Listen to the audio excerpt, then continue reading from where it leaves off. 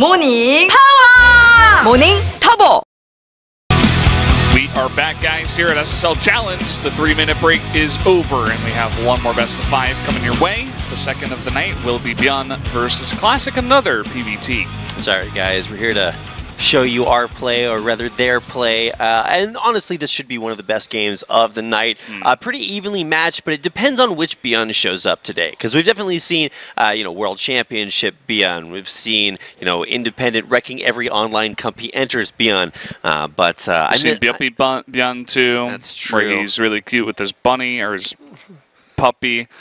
They're pretty close. The emojis are like next to each other in your phone. Sorry, we were talking about... Yeah, we were talking about Bunny earlier, too, because I thought Deer was Bunny, and I'm like, why is Bunny here? In the future, puppies will play StarCraft, Brendan. Those may be our only hope. Probably. They can see, like, the contrails from observers because they can see more spectrums of light than humans can, and all of a sudden they're just totally broken. That would be pretty sick. You can't patch out puppy eyes. Yeah. What if dogs are just really intelligent and we just can't understand the way they work? I feel like there's a movie made about that, or The Quest for Opposable Thumbs or something along those lines. Maybe. All right, well, either way, here we go. It's ByuN. Came out of his group second. Doesn't look very happy right there, but I'm going to say that was more of a yawn. Yeah. As you said before, it gets very late here at SSL Challenge. I mean, damn, TY had to play his games earlier today, starting at 1 p.m., and he's going to be in our third series of the night. Yeah. And that's going to start probably after 12 sometime. I hope that guy got a nap or something in, because it is going to be a very long day for him. Very long day for ByuN. He was playing a little bit earlier today as well, but I think the biggest thing to watch out for from him is just whether or not he kind of falls apart halfway through the game. It's happened time and time again. He starts off really solidly, and then he just gets rolled over. And this guy, definitely somebody who knows how to do that. Able to take a win off of TY in our first week of SSL Challenge. And now he's back to do it again to a very different Terran. He's done it once. See if he can make a repeat performance. Yeah, it's funny you mentioned that game because that was one of the reasons why Classic gets first in Group A and makes it here to the second stage of SSL Challenge. So he's abandoned his cool model hairstyle. Yeah, He's gone more for what he used to have in the past, kind of just the wavy, normal thing. If you guys missed Classic's hairstyle last week, that was a sight for sore eyes.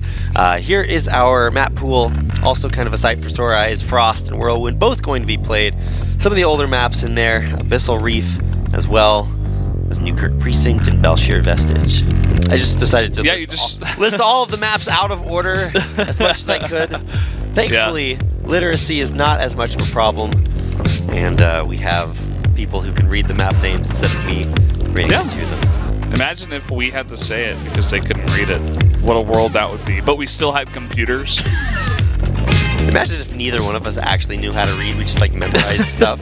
We're like the sickest shills ever. We only know what the first letter of each map is, and that way we remember what the name is. We can't actually read it. To be fair, when I first came to Korea, that's what I did with map names. I just memorized the first character block, and I was like, oh yeah, that's that map. And they're like, wow, you learn Korean so fast. Yeah. I'm like, yeah, man. That's a good way to do it, actually. Yeah. I like it. Rapid secret Korean learning styles. I got a lot of secret strategies, styles, guys. not styles. But I was saying that before, actually, on the premiere broadcast. It's very easy to learn how to read Korean. Yeah, so you definitely. could learn, the fan signs that we have here every day. You could just learn like 1 or 2 words from that, and then eventually you begin to build a, albeit very small vocabulary, but you got to start somewhere, and I think it starts with reading for Korean for sure. Oh yeah, Hangul is one of the easiest languages to learn how to read in the world. So if there's a particular Korean player and you want to learn how to say maybe their Korean name and cheer along with the other fans who you see out in audiences cheering for their favorite player before the games, and you can learn how to read a little bit of Hangul, pronounce your favorite player's name. You can say it by yourself when you're sitting at home at 5 a.m. with your cat on your lap. You can yell really loudly, wake up your parents. Yikes. That's only if you're... That's one way, yeah. I definitely did that quite a few times when I was growing up. I remember when... I was playing Rock Band at 3 o'clock in the morning. My parents come in like, what the hell are you doing? Well, that's a little egregious, Brendan. Rock we Band had is it a on great low. Game. But I guess the guitar picking sound was a little bit loud. I guess. Totally inferior to Guitar Hero, by the way. Yeah. That's... I played pretty much all those games. Guitar Hero really was my jam growing up, both literally and figuratively. Yeah. I used to play that a lot. Beat all the songs on Expert and stuff. It was good. What was your favorite song? I liked Psychobilly Freak Out because it was really hard, but I always wanted to try to beat it. You know, it was like one of those songs that was really fun to play, but really challenging at the same time. So that's a metaphor for your life, Brendan. No, not really. But in general, I try to keep my psychobillies from freaking out as much as possible. Not always, but you know, there's a time and place for everything. And now is the time and place for our second series of the night. It's a best of 5 between ByuN and Classic here in the SSL Challenge. You know, we're moving on through each round one by one, Brendan. Players fall, but not until the end of the round, so we'll be seeing these guys for a while. And here we see them once again. In the upper right-hand corner of the map Whirlwind, in the blue as the Terran player, this is Expert Gaming's ByuN. There he is. Looks pretty focused. No yawning anymore. He's going up against this Protoss player. He got first in Group A for the first stage of Challenge. It is Classic. But can he do it in Stage 2? We're like a SSL rocket blasting off from the moon. We've already dropped Stage 1 away. It's time for Stage 2. And how will it go? We see no double gases. It's already how you can tell Ryung's not playing. But he will be going for a CC first, and this is also something that Ryung does. So it's the other style of Ryung coming here in the shape of ByuN, and hey, it makes sense. We're playing on Whirlwind, it's the biggest map in the pool, and they're both going the Command Center / Nexus first. The only thing is that Classic is going to get the early and lucky scout, and will get over here and be annoying with that probe. Indeed he will. Probe's, I think, probably most annoying unit in the game. I don't know if there's too much debate about that. They are quite difficult to deal with. And it's going to get in here and scout everything that's coming up. Barracks on the way. I think he missed the Command Center, but he will return and see it and continue to be annoying by harassing the SCV building it, causing ByuN to have to pull a second one off the line. Causing chaos and tyranny throughout the Terran land. Forcing an enforcer down there to...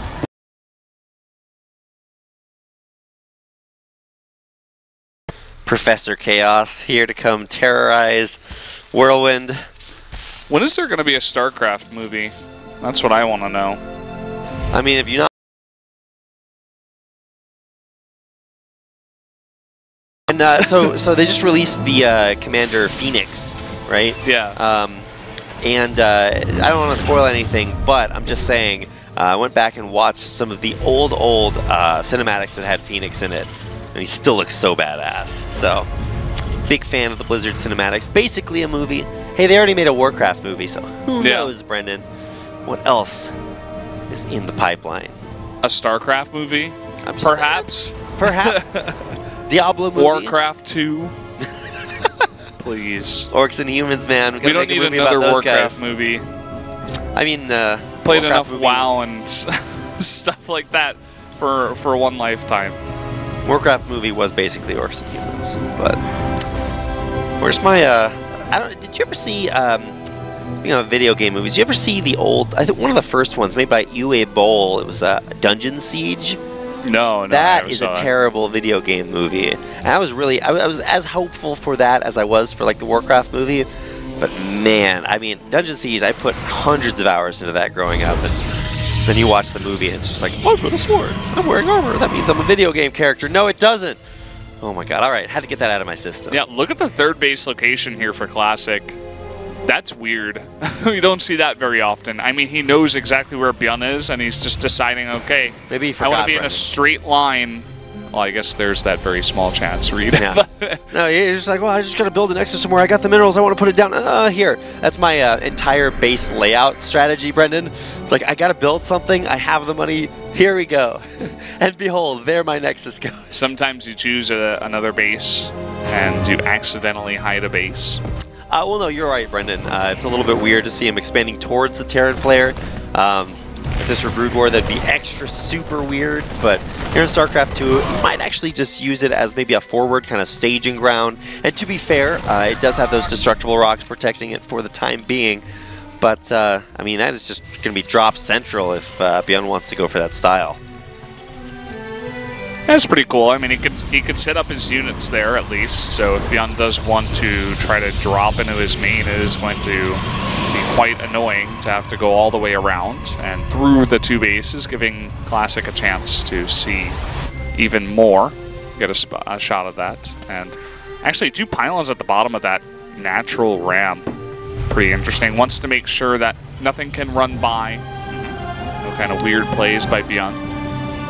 Yeah, this is actually kind of interesting because when you look at the main base for Classic, if ByuN wants to drop that, he is going to have to take a long way around there, and that should be more than easy to scout out coming out that way. And in fact, scouting the reactor starport will actually tell Classic, hey, you know, we're going to be setting up some drops.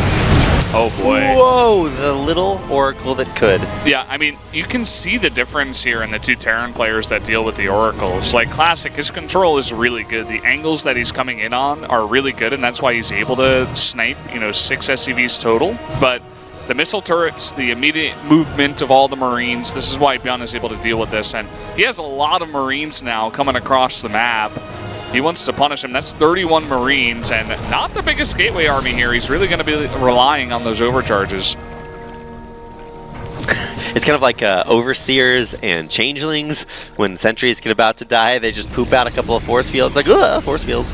And then one still did die there, and energy expended, so that's going to mean less force fields to deal with this. No 3rd base up there. And now this begins to look actually really smart, as, you know, he hasn't knocked down the rocks there to, you know, widen that ramp, but it's well, that's going to make ByuN a little bit. He easily stimmed up there and done a ton of damage, you know, but instead ByuN just doesn't think he has that base there. He just assumes that Classic doesn't have a 3rd base because of the location. Yeah, if you're ByuN and you try to stim into an army that's been 2-basing this whole time and is that much, you know, more, you know, minerals rich into attacking units, that's going to be the really weird one. And now, much to his horror and chagrin, he will in fact find that there is stuff where he did not think stuff would be, Brendan.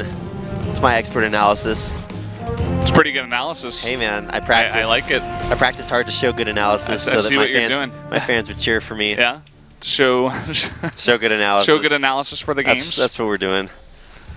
And that actually bought Classic a lot of time to get those gateways powered up, to get those units out. And the question is, can he really hold this here? I mean, he's going to have 3 pylons in a line right there at the front if he does want to overcharge them. Instead of holding on, just shading forward, repositioning to defend the space. Bro, those window mines too close. He's going to take out those rocks here to make it so that it's harder to force field the ramp. Imagine if those were the kind of rocks that are stacked on top of each other, the rock towers that fall down and block it off. That would actually make it. Oh my, okay. Those, you tried to pick up? Those are pretty sick. Not on Classic's watch. No. Blinks forward. I think he actually didn't take out the medevac, but it was still a cool move. I mean, he cut off a huge section of Marines. Yeah, so. Definitely worth it there, and I mean, there's just no way that anything that ByuN has is going to break this position. I mean, he's got Liberators, and he can crawl those forward as much as he wants to, but there's no way he's busting up this ramp. Well, he's going to try. There's no other CCs on the way. He's making 2 more barracks. So he's like, okay, well, we're just going to put on the never-ending siege, especially with those Liberators. That is the choice of strategy here for ByuN. But eventually, I mean, 2 base versus 3 base economy, it's just numbers. And Classic is actually going to take the fight to him here, shading on top. Blinking forward there. Stalker DPS is not that high, but there are plenty of adepts here. Force field's cutting off a decent amount of ByuN's army, but still more survives. Yep.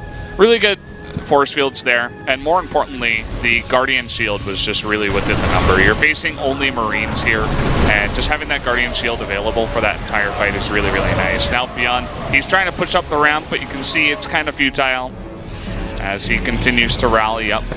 Yeah, no more Guardian Shield, actually, or at least no more energy on those. So ByuN, at least for the time being, might have a window here. Of course, that window is going to be slammed shut by yet more warpins right here. And this is really kind of making Classic's job kind of easy for him, saying, well, I'm only going to ever attack this one base, this one place, so if you just put all your stuff here, that's how you defend. Now, Classic, in the meantime, going in with a cheeky warp prism into the main. Small warpin, just 3 adepts, and he's just going to pick up. But he's buying some time to get some Immortals out, which are going to be decent, although he is going up against a mainly Marine army. I think Classic, he just wants to end the game now. More force fields coming out as he blinks on down the ramp. ByuN will try to run away from this, but in the back lines, it's just more and more of Classic. Indeed it is. Killing SCVs in the back, not a whole lot to deal with that. I love that shade. It's like, all right, we're going to shade to safety. Whoops, we're actually still here. So, cleaning up the base, ByuN will at least re-secure his main and natural, but he's still only on 2, and Classic has been on 3 for longer than ByuN's known about it. Yeah, and that was really the crux of the strategy here for Classic. He got away with that third base. He defended at the most crucial time with those very perfectly placed pylons, by the way. Really the MVP pylons that bought him enough time to get the gateways up and running. And now ByuN's kind of just running straight into a wall once again. Tried to go for third base, didn't work out. Classic getting very, very far ahead, sticking on the same composition, but more and more upgrades, and he can produce more with the better economy. Indeed, it is just going to keep getting better and better for Classic as those upgrades do get nearing completion. I mean, for ByuN, this feels a little bit like the definition of insanity. You ever see those players who are just like, no, I have to drop this one place. I'm like, well, no, just go drop somewhere else. It's like, no, I got to go in through this one place. I'm like, okay, ByuN. This is the place. You tried this a few times. It's a dubious strategy. Continuing to get these shades forward, but I think Classic, much like Hero, his predecessor in our first series of the night, content to just kind of chill out, but now going forward, whoa, some big Widow Mine hits, but there's even more Protoss behind it. Yeah, just way too much stuff. Eventually, this third base will more than pay for itself, and I think this is the time where Classic, no, actually, he is going to back off and play it safe. Okay, now he's like, okay, wait, that's it? Math, okay. Brendan, but even I can count more versus less. I mean, Terran stuff is pretty good, but I mean, these Protoss Stalkers blinking forward, all on top of ByuN's army. We'll take game number 1 for Classic. Yeah, I like the strategy there on Whirlwinds. ByuN wasn't really able to penetrate that third base for the entire game. He tried at the natural, checked the other third base location. He's like, oh, you don't have a third. That's okay. I'll just continue pushing 2 base versus 2 base. That's really good, actually, for right now in the TVP meta. But actually, there was a third base. And then once he found that out, he was like, oh, I have to kill this right now. But then he was out of time. Yeah, and a great job by our observers to just show that ByuN didn't see that base was there for a while. And you could really sort of see the gears turning in his head when he, walked his main push up into where the third base should have been, and there was nothing there, and he's like, gets that thinking emoji face. It's like, well, where could my Protoss opponent's base have gone? And then he, tries to drop it, flies right in, sees that there's stuff there, and he's like, okay, well, this is just not good. And neither were any of his, 5 different attempts to push up into that third. Yeah. Pretty well defensible position, Brendan. I mean, he had a wall of, I think it was 3 or 4 pylons and even a cannon. The mothership core was there for long enough. He did not try to drop even once. I think he thought about it, but then he pulled back the medevacs. He's like, no, I have to just try here. This is my one shot. And it just didn't work out. So Classic takes the lead here in this series. Yep, thankfully there is more than just one shot. We go into game number 2, our second best of 5 series of the night. ByuN versus Classic. Here we go. Up here in the top left, the Terran player, it is ByuN. Doesn't look too phased. Nope, just kind of chilling out. At least he's not shaking his head quite yet. His Protoss opponent, down in the bottom right-hand corner, this is Classic. Big fan of Classic's black and yellow keyboard. I think there are probably a few other big fans there. I just bought myself a new mechanical keyboard the other day. What kind of keyboard do you have, Brendan? I have a Leopold 750R. I think it is 10 keyless brown switches. It was a recommendation actually by Funka. Shout out to Funka. Oh, sick. I was with him in Shanghai and I actually didn't have a mechanical keyboard, and I'm like, any recommendations? And he said, well, this is the one. And so I bought it and I fell in love, and it's awesome. Definitely highly recommend. Yeah, I think that's very close to the keyboard Wolf has. I have a Ducky Shine 5, I think. Ducky Shine? Yeah. There's a brand called Ducky Shine. Yeah, it's one of the biggest, I think it's Taiwanese brands. Whoa. Yeah, Ducky Shine 5. I might have a 6th one right now, but yeah, it's pretty good. I have blue switches, not Ducky brown Shine. switches. That's like one of those brand names that it's so ridiculous that it will stick in my head, and maybe next time I'm thinking about a mechanical keyboard, I'll be like, oh yeah, Ducky Shine. No one could ever forget that name. Okay, well, we talked about some keyboards. If you guys have keyboard recommendations, feel free to tweet them at Brendan or I, at Rapid Casting or at Brendan Valdez. We'll discuss a few more of those. I feel like we've been super serious tonight. SSL Challenge is usually supposed to be like a pretty laid-back broadcast, but I don't know. These games have actually been a little bit wacky, so I'm really trying As to, we enter the second stage, we go up to the second stage of Super Saiyan. Is that the way it works? the second stage of casting. Yeah. We kick it up a notch, you know? I don't understand that. The analysis gets even that much better. That much Right, more Rapid? better. That is indeed how our analysis does get, Brendan. So let's keep it going, onward and upward, Good. further up and further in. If you guys are Narnia fans, that's where our analysis is going. All right, so bases, we're building some. 2 on each side. It's a good. It's a good number. Good number, yeah. I mean, we've seen plenty of 2-base strats. In fact, we didn't get much past 2 bases in our first series of the night. This one's been going a little bit longer. ByuN kind of struggled to take his 3rd. The real talking point so far is that robotics facility here from Classic. Okay. I mean, you see Stargate so often that actually seeing a robotics facility first in this matchup causes our observer to freak out and show it over and over and over and over again and say, hey, there's a robotics facility, mention it. And that means he is going to go for a Warp Prism, 3 gates, and try to put on a bit of pressure. 4 gates even. Classic trying to ramp it up here into stage 2. Classic, ready to go for our second stage here, so appropriate, I suppose. Now, this Widow Mine should be positioned to deal with oracles coming out, so I guess it's not. I don't think ByuN knows exactly what's going to be coming his way. Just kind of a safety precaution there. This is a very safe build that ByuN is going for. You get a Widow Mine, you get a Viking, you get a Cyclone, all very good at defending. Yeah, very true. And as you said before, I don't think he should know this is coming out. I'm just curious if Classic is going to have the units here to defend, because he's saving up money to warp in at his Warp Prism, not for defense. But now he will be forced to warp in at home, at least something. Or maybe he'll just rely on overcharges and the 2 Adepts, because he is warping over there at the Warp Prism. And I think at this point, ByuN is trying to do things like count units and figure out, hey, wait a second, where's the rest of your army? Oh, wait, it's at the front of my base. It's actually going to stop that depot from being built. Either way, this amount of Marines is not going to be something that just 1 Adept is going to be able to deal with. However, pulling the boys off the line will cause ByuN at least to reposition. Now, keep in mind, in the meantime, Classic is not actually dealing damage to ByuN. He pulled back after pressuring that front. Now he's going to go back for it again.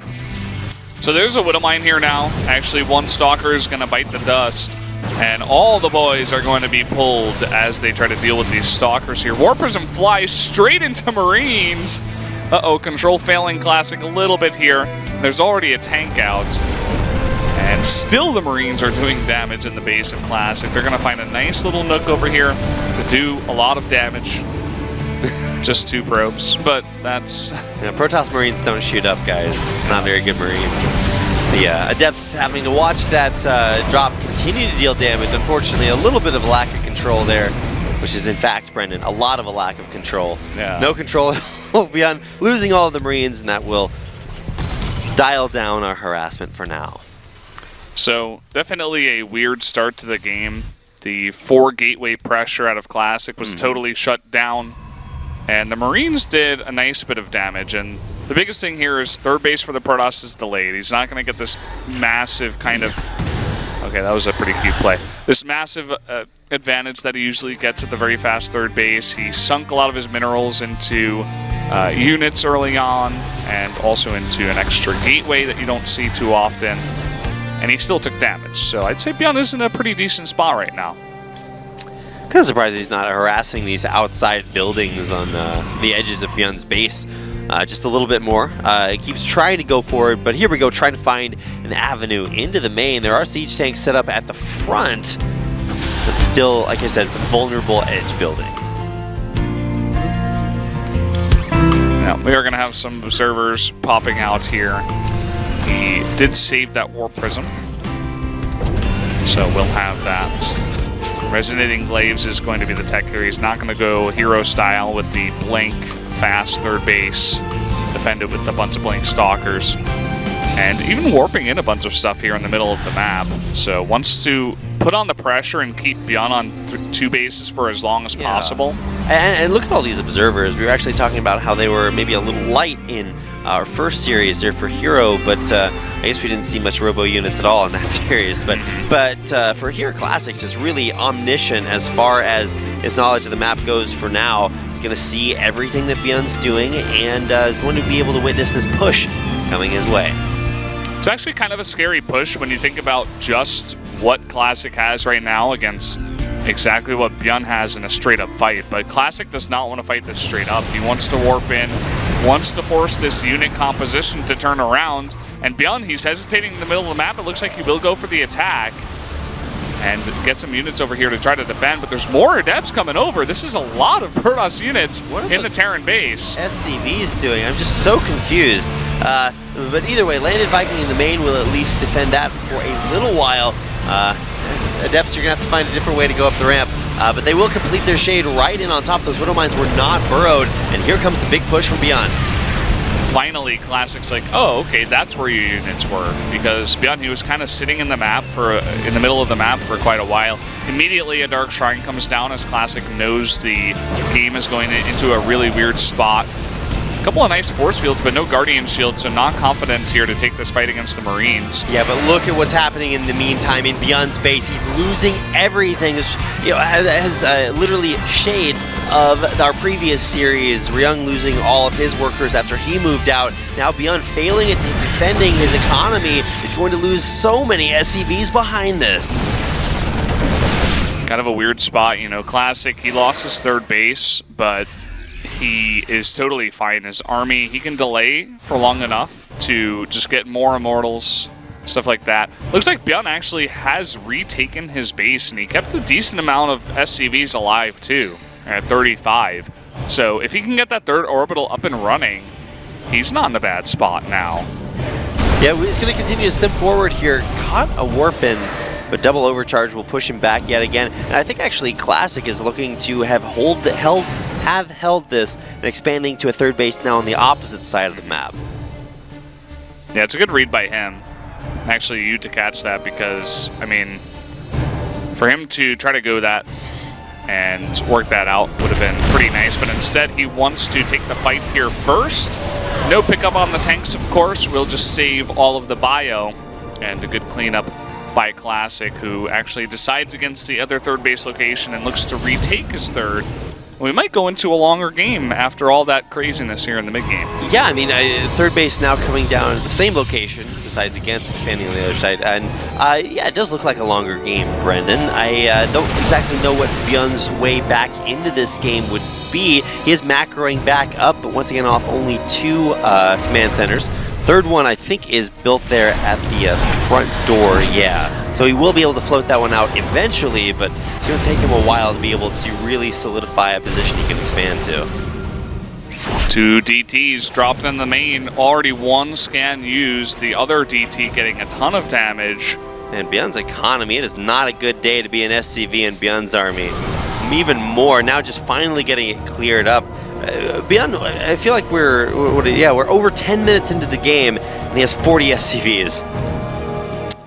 Really not the best spot to be in, but that third orbital might be the saving grace. If he can land that. He doesn't want to land it until he can actually mine from that, and it makes sense to, you know, safely take it. Another DT goes into the main. He really wants to force ByuN to use these scans, as still no missile turret here. And that's another kind of strange characteristic that we saw out of Ryung's play in our first series.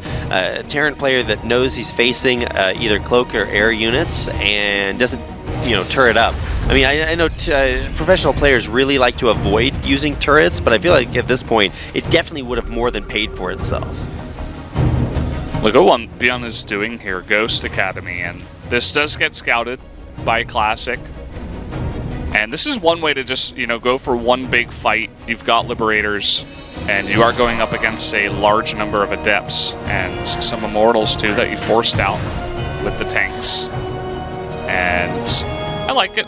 This War Prism is going to survive with 1 health, by the way. A single health. Yes.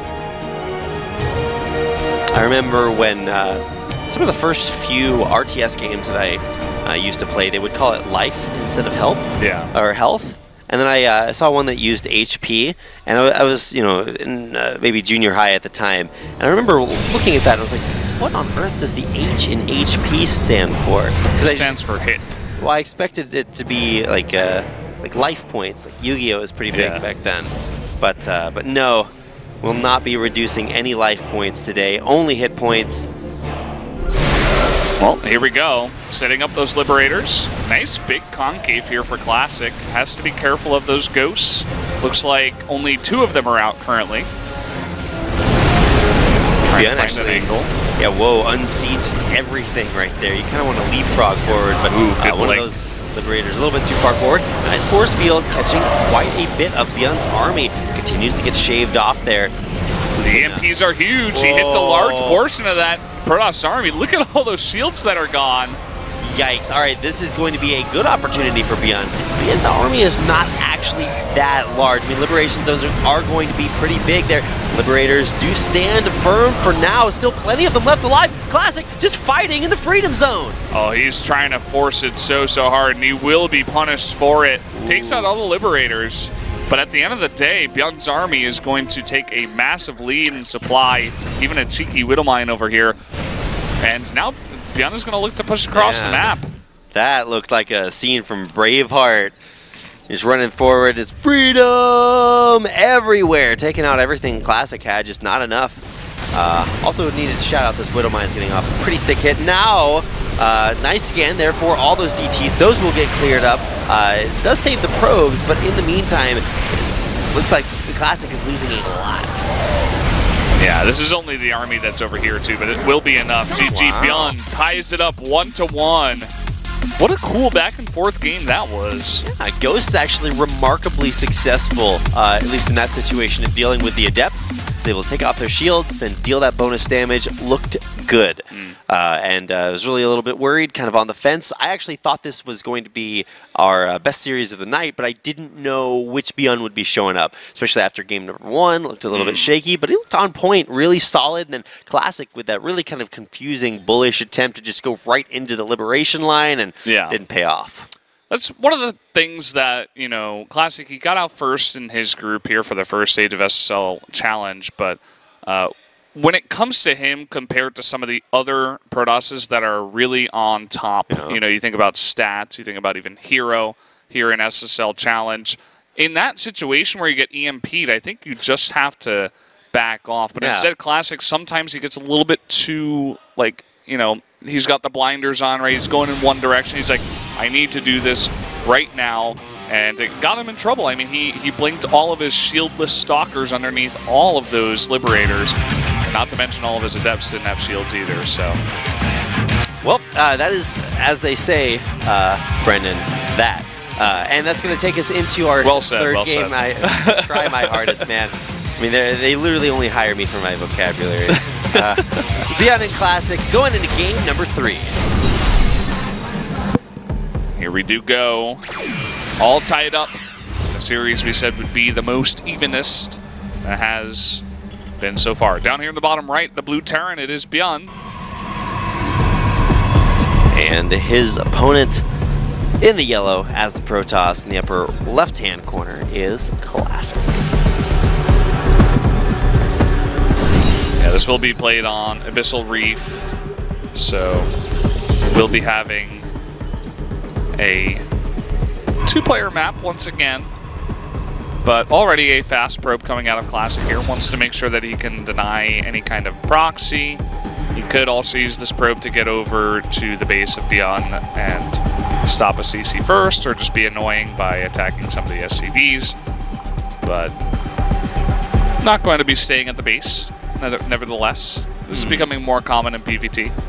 Yeah, especially on Abyssal Reef here. If you do get to, as a Terran player, if you get to the mid game, I just feel like the base expansion opportunities for Protoss offer a lot of harassment opportunities. So. Proxy 3 cloaked Banshees. I wanted them to go in there and try to play a macro game up against Hero, but these guys a bit more evenly matched in this matchup, and very excited to see how it's going to turn out this time. We are going to see an Oracle Stargate kind of play coming out of Classic once again. Looks to me like they are oddly matched, one game apiece, but we'll see if they can, in fact, even up the series there. Had to see what he did there. Untilt all of our numerologists watching. Same exact build that he went for in game number 2, I believe. Super solid, very defensive. He's going to be getting one of just about every defensive unit he needs to hold on. Oracle coming in, though, and there's not enough anti-air in time, so this will, at least for now, reign supreme. What? That super undefended main he just decided to run away from. I think he's worried about a Widowmine, and he gets hit by it at the natural. Very unfortunate. If only he had listened to the young Brendan Valdez. But here is that drop that I was talking about coming in from ByuN. Decent control there, will pick up. Could maybe micro those Marines to perfection, but he knows there's other places to go, and that place is going to be the third. Already getting a bit of chip damage onto this Nexus. There's only 2 Adepts and 2 Phoenixes, and losing the Oracle means that you're not going to have as much defense. ByuN, he identifies this. He's coming across with everything that he has. He's correctly identified the build tier from Classic, and Classic is going to try to keep that Nexus. Oh, landing the Viking 2, very, very important. Great decision there. The Nexus completes, and it looks like it might be completely dead if it does not get some a little bit of help. I don't know if overcharging that pylon is going to help you out too much, ByuN, or Classic, but ByuN will just retreat, take out that base, and already a great advantage for him. Look at Classic's response. He's like, okay, I'll take the other base then. I think he's hoping that ByuN just goes home and doesn't scout this, but ByuN is sticking around for now. I don't know about going home immediately after that. I mean, Classic now going into more Phoenixes coming out here. I don't know if Phoenix are quite the answer here, Brendan. When you lose a base like that, I think we'll get something done. And it looks like maybe this Oracle will be the key. Classic's control of this Oracle, not quite as on point as Heroes was, but oh my God, is that getting a bit of damage. Those gateways? Indeed it will. Wow, 2 warp gates less than he will need. The Oracle trying to kill a bunker. I don't know how well that's going to work out, but ByuN with a very, very strong early aggressive push. Dropped in here early, and with even these lifts coming his way, Classic may just need more to hang on. Well, the Oracle certainly didn't do all too much. These SCVs ran all the way to the army of ByuN that was attacking Classic.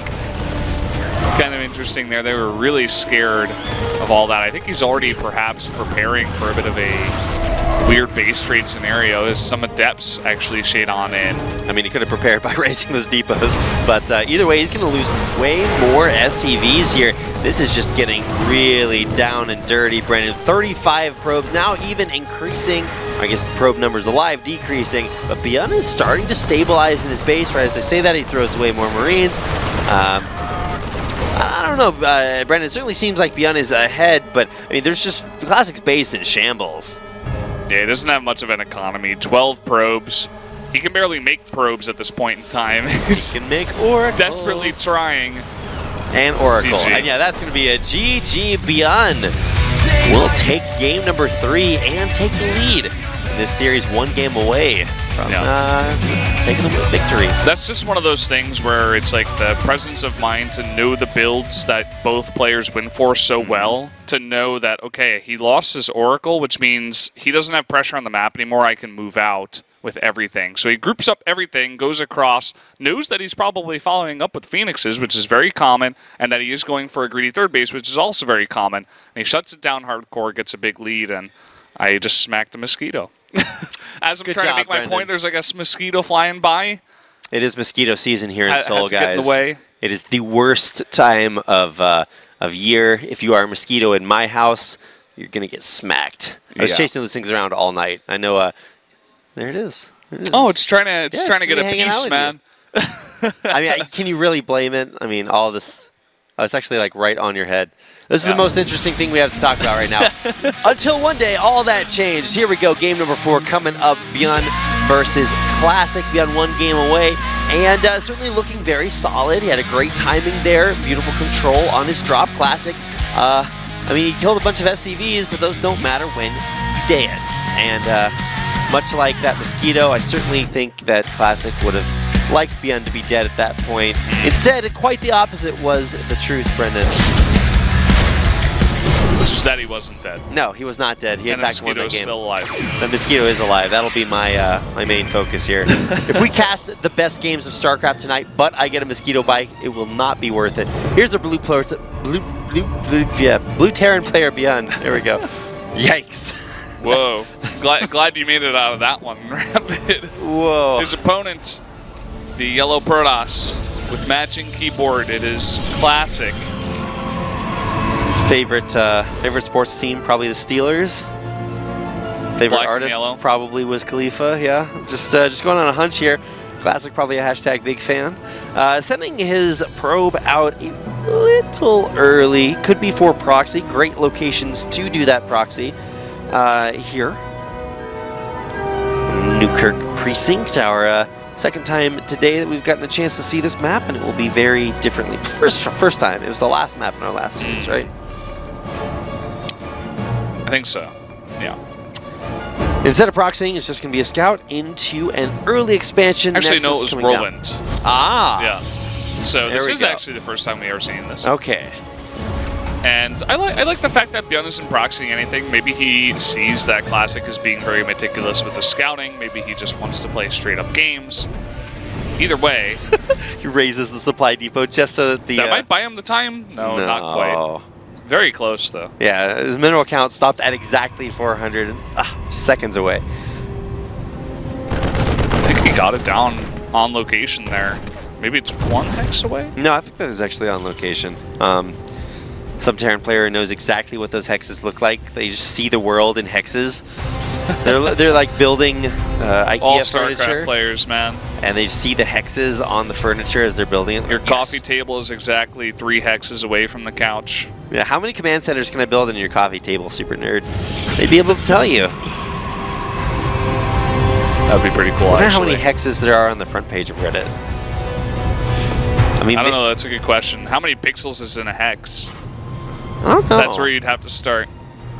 These are the real questions we need answered, Brendan. I mean, there are guys like Artosis that like deeply analyze this game and figure out all the super secret, subtle nuances. Well, I just want to know how many pixels in a hex, man. I feel like because this cast is more laid back, I feel like I learn something new and random every day. Because we get off topic, and one day it was about like ornithology, right? And another day it was about what you call a group of Marines. It was like a squad for... Yeah, I think squad's the safe one to go with. 10 to 26? 24, I think it was. Something like that, yeah. So most of the time in StarCraft, it's a squad made up those of numbers. Marines. Yeah. It seemed legit. Seemed like that guy knew his stuff. Seems legit to me. All right, back on topic. There is some StarCraft going on. It's going to be Stargate coming out of Classic. Going to get that early Oracle out there. Widow Mines to counter it. It was a pretty good counter in the last game. Took out the Oracle very early on. All sorts of cool, crazy places to hide your Widow Mines these days, Brendan. Even seeing some cool, like, Reaper baits. You sit it right on top of it.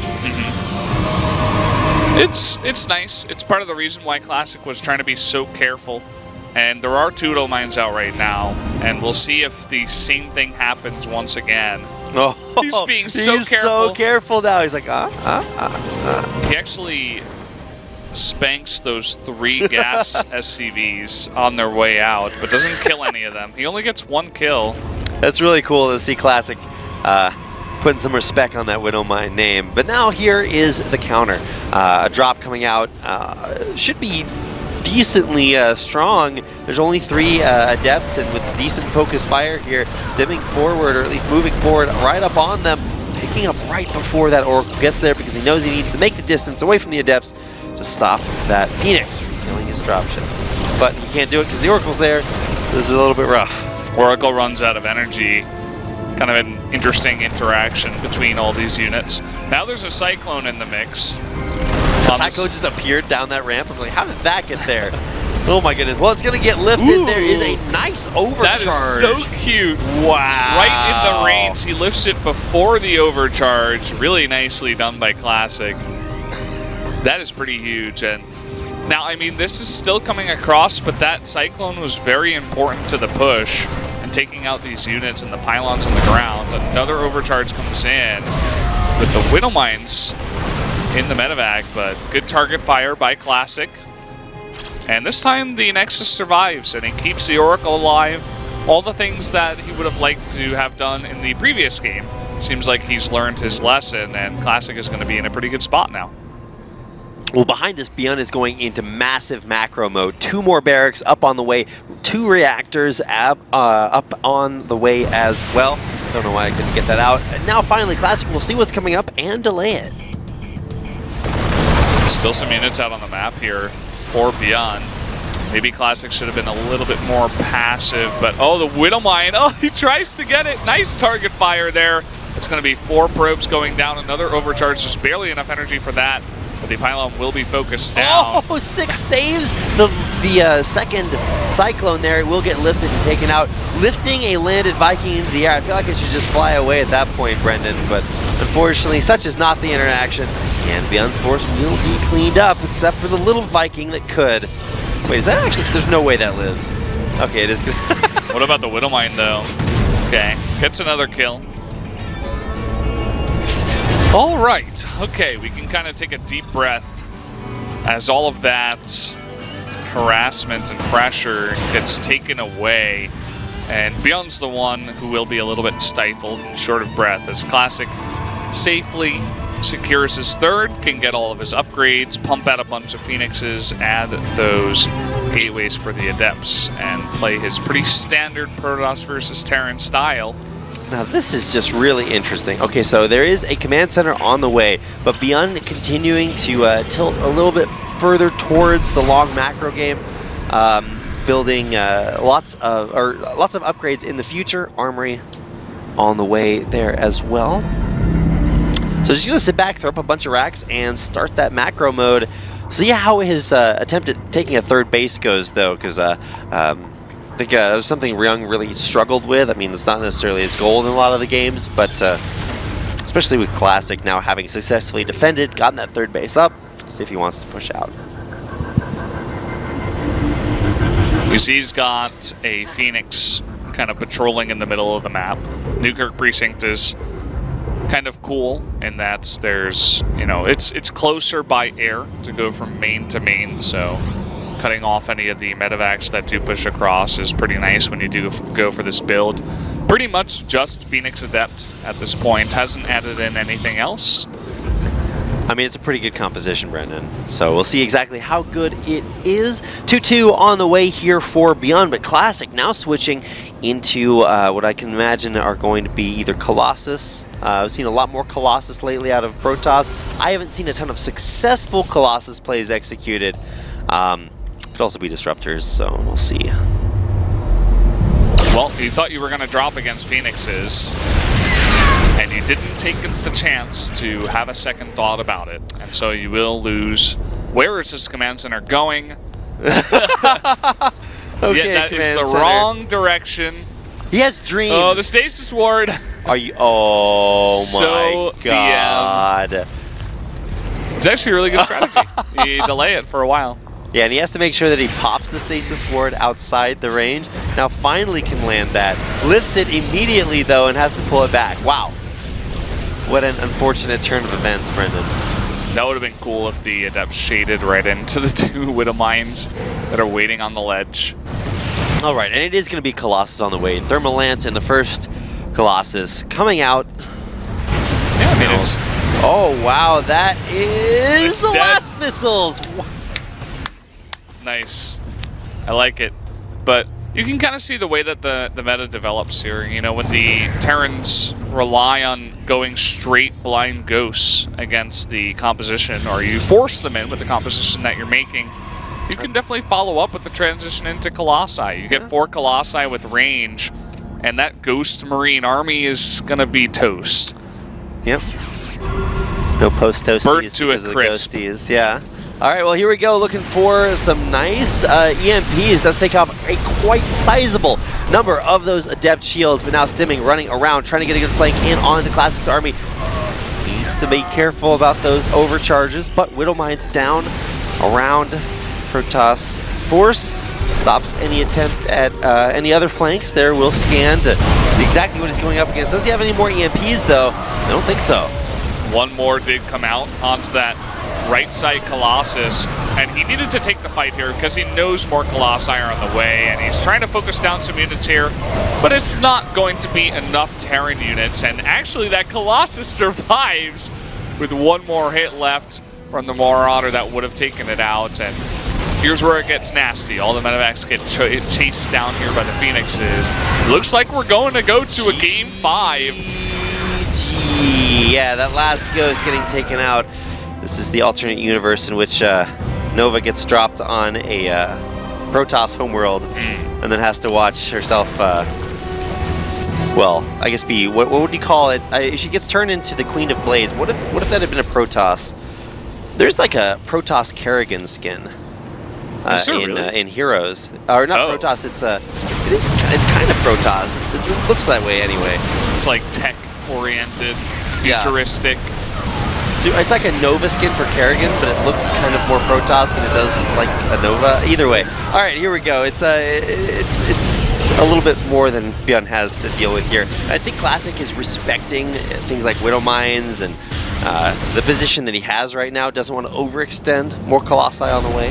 Yep. Warping in back at home though, because I guess he doesn't have a good warp in point. He wants to finish out the game safely and strongly. Doesn't want to make any mistakes. And he forces the third to lift, and you can see he's even going to regroup because he has that fourth Nexus on the way. And once that gets done, he's going to be 2 bases ahead. So I think he just wants to get a couple more warp-ins and even add in a 5th Colossus, and then perhaps go for the follow-up. I mean, as ByuN gets this third base really kicking into high gear, he does have a quite sizable amount of macro, but it's just not going to be enough. No matter how many barracks you have, they don't shoot guns, Brendan. And that is what ByuN needed more of. So there we go. That's Game 4 on Newkirk Precincts. We will be going into Frost, I believe, for Game 5. So another 4-player map here. And damn, this is the series that we wanted out of these two. I think especially coming into our last series, which is going to be, I think, what is it, Deer versus TY?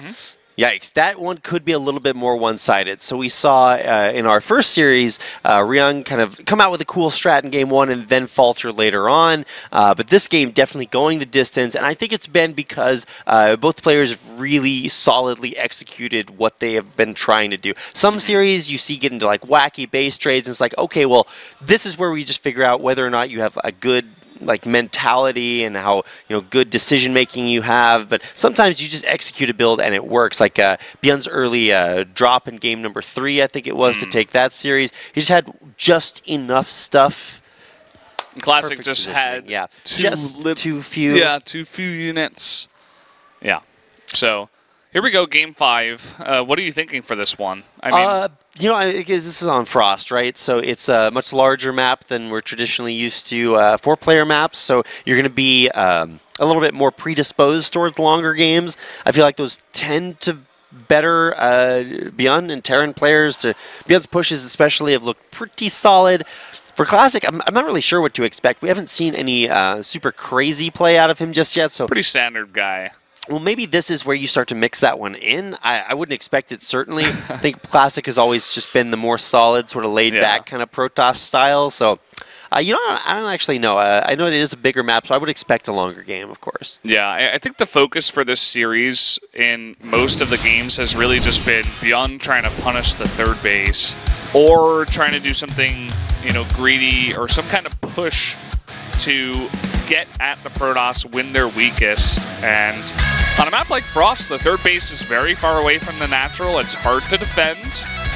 And, if these guys aren't at cross spawns, I think ByuN might look to put on some pressure.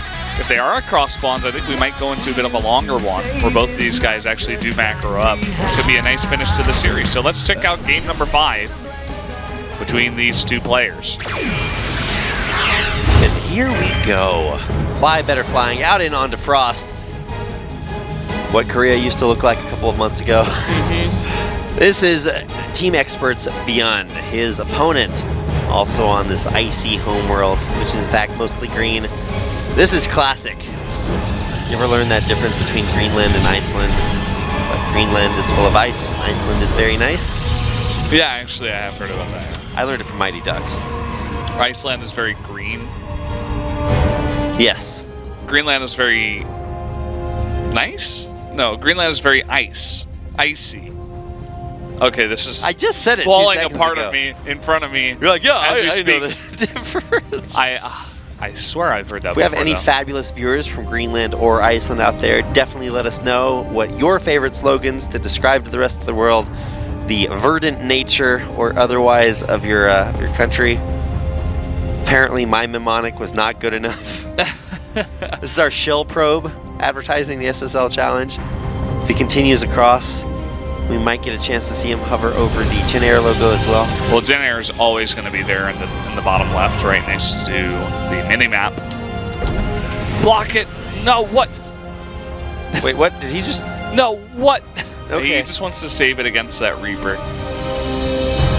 Saw the barracks, he's like, oh, okay, time to go. Indeed, Gotta it go was. fast. So he's going to be heading out there, not losing his probe to that early scout. Okay, so this is the first time we've seen Frost tonight. And, you know, maybe the last. Might not get a chance to see it in our last series, depending on what the map choices are. But it looks like the builds are going to be a little bit more standard. I would expect this to be maybe like Reactored Hellions coming out. See exactly what ByuN wants to do. Yeah, we see that a lot of the time on bigger maps. We saw Ro.1 actually try it on Whirlwind to help deny the third base. You can kill the probes, and also it gives you a little bit of map control, just more map vision, so that you know kind of where things are and exactly what the timing is of his third base. It gives you a lot of scouting too. So it will be those Reactored Hellions. And a follow-up of the Starport. Meanwhile, Classic going for his own air tech. Will be making that Stargate. I think he's made this 4 out of the 5 games we played tonight. Definitely is very normal. We've seen a lot of remarkably abnormal games tonight. I feel like maybe that is the curse of the SSL challenge, where maybe that is the challenge. Just see how many wacky builds you can do. I mean, day 1, game 1, there's battle cruisers from TY. Yeah. I'm like, okay, well, is this really the way things are going to go? And now that we've reached our second stage of the SSL rocket, now all of a sudden we're starting to play a lot more standard games. I mean, at least ByuN was helping us out with a few wacky builds. Oh, perfect scout. So delicious. A little bit of a round of applause. But that look does at that. give a great opportunity for these Hellions to come in a natural. Yeah, they could do a little bit more than scouting too if you can get the right angle. And he's going to get 4 probes in total and a big pull on them. So definitely a cute amount of economic damage in total. Yeah, I think the pull is probably worth a little bit more than just killing off 4 probes. Possibly, worth it. But with a third base coming down, Classic should be able to more than make up for that. I mean, even after losing 4 workers, he's still 4 workers ahead, or was for a little bit there. Just going to be making a Viking as the follow-up. Wants to be safe, as he did see the Stargate come out, but that Oracle is just hanging around. Wants to be safe against stuff that can be thrown at him, such as Widow Mines, which are making their way towards the main. Yeah, StarCraft 3 you'll be able to throw Widow Mines. That's going to be the call. Either way, here come the Widow Mine drops. Both will probably get a chance to burrow. One goes off on one probe. The other does not go off. Ooh, that was close. Oh, man. Ugh. Mixes up that one with the Adept actually eating it. Didn't have to have him eat it. Didn't have to force him to eat it. The Widow Mine was like the cabbage, the collard greens. What was your food that you didn't like to eat as a child, Brennan? Any kind of vegetables, basically. Any kind? I actually really liked a lot of vegetables growing up. Wasn't a big fan of like tomatoes. I didn't like tomatoes or Tomatoes onions. were a little weird. Brussels sprouts, not super great. They grew on me. This Not Phoenix literally decided to let that medevac go. Yeah, what by the was way. up with that Phoenix? Just quitting the job early. This one of mine got 5 kills off camera. Okay, well I guess that's the thing that happens. Turns out when you ferry your probes up there, you do have to like pre-check just to make sure that they're all going to be okay. Okay, what was I was going on a train of thought, not about the vegetables, The but cabbage. something. If I didn't like cabbage, I would be in cabbage. trouble in Korea. Half of this country is made out of cabbage, I promise. Yeah. Most of it's pickled The cabbage. Widow Mine is still alive. Yeah, what? Did he forget about it? It's like, so the, we had sort of that Oh, boy. forgetful Phoenix not kill the medevac. If he like uses Revelation in his main, I'm like, no, that's not the base that the Widow Mine was at. I don't think he... Okay, he pulled the probes, only gets 1 more kill, but still, this has gotten 3 shots and it's still burrowed. Finally, it That's looks like Widow some Mine. kind of detection, but look at this army that's over here. This is 18 Marines. There's only 2 Adepts. Is that just going to be it? Is he just going to win the game like this? It looks like it. ByuN going to come on in here with the follow-up on 2 base, is going to punish this third base hardcore. I'm not sure that's the overcharge you need there, Classic. Once again on the wrong side of his army. He's stimming forward, trying to pick off either an Adept or that Sentry, Oh, but he boy. will get the base, and that's what counts. Wow, Stim's a good thing.